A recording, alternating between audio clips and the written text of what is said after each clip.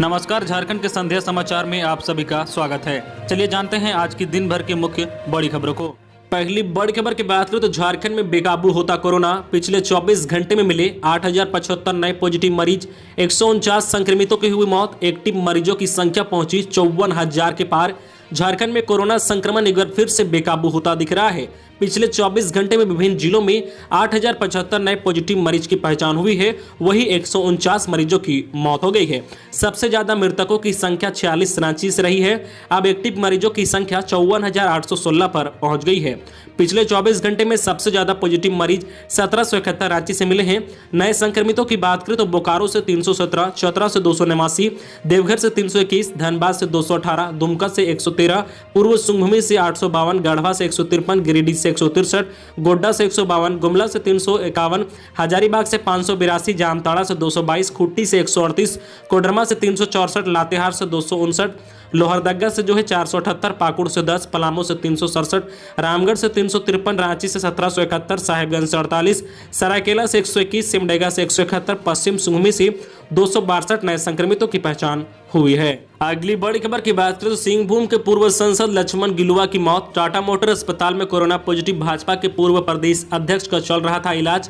झारखंड के सिंहभूम के पूर्व सांसद व झारखंड प्रदेश के पूर्व प्रदेश अध्यक्ष लक्ष्मण गिलुआ की मौत हो गई है। गिलुआ पिछले दिनों कोरोना पॉजिटिव पाए गए थे। इसके बाद उन्हें इलाज के लिए जमशेदपुर के टाटा मोटर्स अस्पताल में भर्ती कराया गया था। उनकी स्थिति नाजुक बनी हुई थी, वेंटिलेटर पर चल रहे थे। उन्हें बचाने की कोशिश नाकाम रही। गिलुआ गुरुवार की सुबह उनके तड़ाके के 2:10 पर कोरोना से हार गए। उनके निधन की खबर से राजनीतिक गलियारों में शोक की लहर दौड़ पड़ी है। इसी बीच राज्य के मुख्यमंत्री हेमंत सोरेन, पूर्व मुख्यमंत्री बाबूलाल मरांडी समेत कई नेताओं ने शोक संवेदना व्यक्त की है। मुख्यमंत्री हेमंत सोरेन ने कहा कि पूर्व सांसद और भाजपा के प्रदेश अध्यक्ष आदरणीय लक्ष्मण गिलुआ जी के निधन की सूचना से अत्यंत दुखी हूँ। वह एक सरल स्वभाव के व्यक्ति थे। झारखंड की राजनीतिक में उनकी कमी हमेशा खलेगी। परमात्मा दिवंगत आत्मा को शांति प्रदान कर परिवार को दुख की इस घड़ी में सहन करने की शक्ति दे। अगली बड़ी खबर की बात करें तो 9वीं व 11वीं की भी नहीं होगी परीक्षा। राज्य में पहली से 8वीं की तर्ज पर 9वीं व 11वीं कक्षा के परीक्षार्थियों की भी परीक्षा नहीं होगी। इन दोनों कक्षाओं के छात्र छात्राएं भी 8वीं तक के छात्र छात्राओं की तर्ज पर अगली कक्षा में प्रमोट होंगे। राज्य सरकार इसकी तैयारी कर रही है। इसकी घोषणा आने वाले दिनों में की जाएगी। वही मैट्रिक और इंटरमीडिएट परीक्षा को लेकर भी मंथन जारी है। झारखंड एकेडमिक काउंसिल ने स्कूली शिक्षा और साक्षरता विभाग को परीक्षा लेने या नहीं लेने की स्थिति में कैसे पास किया जाए, इसका भी फार्मूला तैयार कर लिया है। इसका प्रस्ताव स्कूली शिक्षा और साक्षरता विभाग को भेजा गया है। जेक ने मैट्रिक और इंटरमीडिएट की परीक्षा लेने को छात्र हित में बताया है। साथ ही प्राथमिकता के तौर पर परीक्षा लेने की बात कही है। अंतिम निर्णय राज्य सरकार को लेना है। अगर किसी कारणवश अगर मैट्रिक की परीक्षा नहीं होती है तो छात्रों को पास करने के लिए 9वीं के रिजल्ट को आधार माना जा सकता है। अगली बड़ी खबर की बात करें तो रांची में सड़क हादसा। हैदराबाद से 44 मजदूरों को लेकर गोड्डा जा रही बस ट्रक से टकराया, चालक की मौत, कई घायल। सिकिदरी थाना क्षेत्र के सिकिदरी और मांझी पथ पर सांडी चूड़ा मिल के पास गुरुवार की तड़ाके 2 बजे सुबह के करीब बस व ट्रक की सीधी भिड़ंत हो गई। इस भिड़ंत में ट्रक चालक रविंदर कुमार 40 वर्षीय की मौत हो गई है और मृतक नया टोली सिमलिया रातू का रहने वाला है। बस चालक हैदराबाद निवासी नासिर हसन भी घायल हो गया है। ट्रक में पशु चारा चौकर लदी थी और ट्रक बोकारो से रांची आ रही थी, जबकि बस हैदराबाद से 44 मजदूरों को लेकर महागामा गोड्डा जा रही थी। दुर्घटना के बाद ट्रक में लदा चौकर के बोरे सड़क किनारे बिखर गए और फिलहाल सिकिदरी पुलिस बस व ट्रक को जब्त कर थाने ले आई है। साथ ही घायलों का इलाज रिम्स में किया जा रहा है। वही घटना में गंभीर रूप से घायल लोग के परिजनों को भी हादसे की जानकारी दी जा रही है। फिलहाल पुलिस की तरफ से मामले की जांच चल रही है। अगली बड़ी खबर की बात करें तो चमोली हादसे में मृत श्रमिकों के शव विमान से रांची पहुंचे। मुख्यमंत्री हेमंत सोरेन की पहल के बाद उत्तराखंड के चमोली में ग्लेशियर टूटने में मारे गए झारखंड के 15 श्रमिकों के शव बुधवार देर शाम विशेष विमान से रांची लाया गया और बिरसा मुंडा एयरपोर्ट पर कृषि मंत्री बादल पत्रलेखन ने उन्हें श्रद्धांजलि अर्पित की और कृषि मंत्री ने कहा कि मृतकों के आश्रितों को मुआवजा और सरकारी मदद जल्द दी जाएगी। इसके अलावा श्रम विभाग और जिला प्रशासन की तरफ से अन्य सुविधा की भी घोषणा की जाएगी। मंत्री ने कहा कि मृतकों के पार्थिव शरीर को उनके घर गांव तक पहुंचाने की जिम्मेदारी सरकार की है और पीड़ित परिवार के साथ सरकार और प्रशासन खड़ा है। एयरपोर्ट पर मृतक के परिजन भी शव लेने पहुंचे थे। अगली बड़ी खबर की बात करूं तो लालू के जेल से बाहर निकलने का रास्ता साफ। राजा सुप्रीमो लालू प्रसाद समेत जेल में बंद सैकड़ों लोगों को राहत मिली है। अब इन लोगों को बेल बॉन्ड, मुचकले की राशि और अन्य कागजी प्रक्रिया पूरी करने के लिए वकील अदालत में जा सकेंगे। बार काउंसिल ऑफ इंडिया ने जो है आदेश दिया है। आदेश के प्रति सभी राज्यों के बार काउंसिल को भिजवा दिया गया है। झारखंड बार काउंसिल को भी आदेश मिल गया है। बार काउंसिल ऑफ इंडिया ने कहा है कि कई राज्यों के बार काउंसिल कोरोना संक्रमण को देखते हुए वकीलों को अदालत प्रक्रिया में शामिल नहीं होने का आदेश जारी किया है। ऐसे में वैसे लोगों को परेशानी हो रही है जिन्हें जमानत मिल गई है और बेल बॉन्ड, मुचकला और अन्य कागजी प्रक्रिया पूरी नहीं हो रही है। इस कारण वह जमानत मिलने के बावजूद जेल में ही हैं और बार काउंसिल ऑफ इंडिया ने कहा कि जमानत मिलने के बाद किसी को जेल में रखना उसके अधिकारों का हनन है। ऐसे में उन्हें जमानत मिल गई है, उन्हें बाहर निकालने के लिए वकीलों को अदालत का जो है प्रक्रिया में शामिल होने से रोका जाना उचित नहीं है। अगली बड़ी खबर की बात करें तो शादी की खुशियां बदली मातम में। शादी का निमंत्रण कार्ड बांटकर वापस आ रहे थे युवक, बेलोरो की आमने सामने की टक्कर से दोनों की हुई मौत।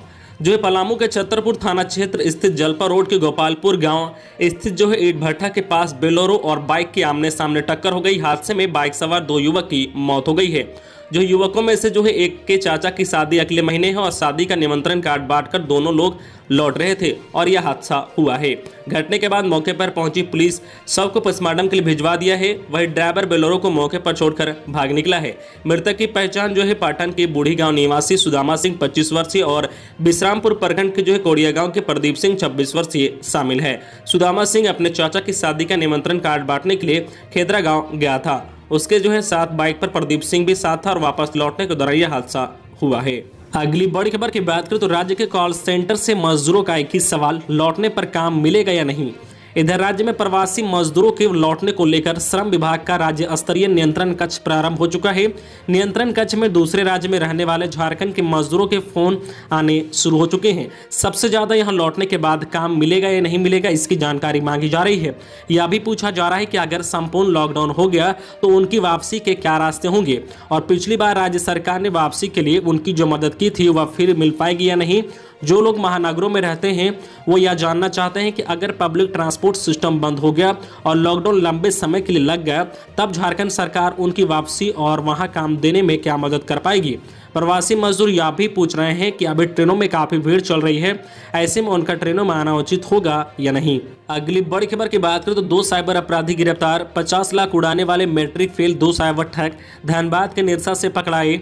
साइबर पुलिस ने निरसा के जो है भागबांध से 2 साइबर अपराधियों को गिरफ्तार किया है। पकड़े गए अपराधियों के नाम रघुनाथ साहनी और बिरबल साहनी है। दोनों की उम्र लगभग 20 से 21 साल है। उनके पास से पुलिस ने 2 मोबाइल फोन मिले हैं जिनमें जो है ठगी की सभी जो है तकनीकी समेत ठगी के पैसों के हिसाब किताब मौजूद है।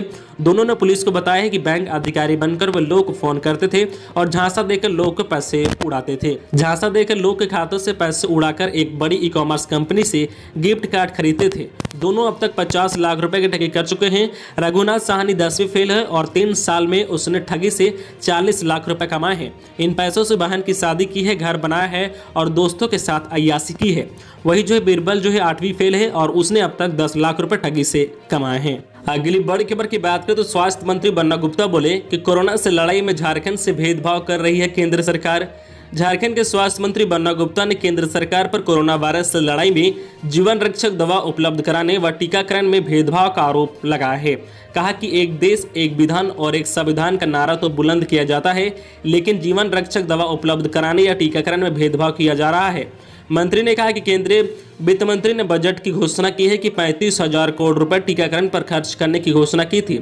इतनी राशि में देश के सभी लोगों का टीकाकरण हो जाता, लेकिन केंद्र सरकार टीके को जो 3 श्रेणी में बांटकर राजनीतिक जो है प्रचार कर रही है। आपदा में भी राजनीतिक का अवसर खोजा जा रहा है। मंत्री ने आरोप लगाया है कि एक तो धनराशि खर्च करने पर भी टीका उपलब्ध नहीं हो पा रहा है, वही हम केंद्र के कोटे से मिली वैक्सीन से ही 18 से 44 वर्ष के नागरिकों का टीकाकरण करना चाहते हैं, तो इसकी भी स्वीकृति नहीं दी जा रही है। राज्य सरकार ने भारत बायोटेक तथा सीरम इंस्टीट्यूट दोनों को 25-25 लाख डोज का ऑर्डर दिया है, लेकिन कंपनियां 15 मई के बाद ही टीका उपलब्ध कराने की बात कह रही है। तो ये थी आज की झारखंड की टॉप बड़ी खबरें। इसी तरह झारखंड की हर छोटी बड़ी खबर देखने के लिए आप हमारे चैनल न्यूज झारखंड चैनल को सब्सक्राइब करके बेल आइकन प्रेस कर दीजिए, जिससे आपको झारखंड की हर छोटी बड़ी खबर का अपडेट आप तक पहुंचता रहे। तो आज के लिए बस इतना ही, हमें दीजिए इजाजत, फिर मिलते हैं नेक्स्ट न्यूज में।